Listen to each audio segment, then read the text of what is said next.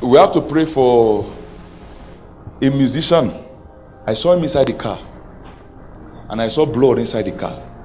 I'm not the one that killed. His name is Big Zulu.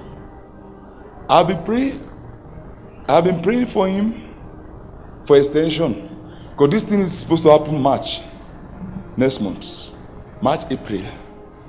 I'm still praying. Hello guys, and welcome back to my YouTube channel. My name is Zulu. Please don't forget to subscribe, comment, like, and also share this video. So a Nigerian born South African based Pastor David Uche has alleged that he has seen a prophecy about the KZN singer Big Zulu. He said that he sees Big Zulu being involved in a car accident, you guys, either in March or April of 2023, and eventually losing his life.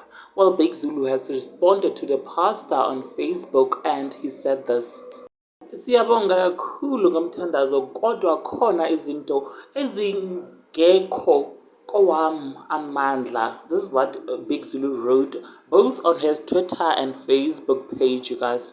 Translated from isiZulu to English, he said that he was thankful to the prophet for praying for him and actually reaching out, but that's beyond his powers, and that everything happens according to God's will, you guys. Now there you have it.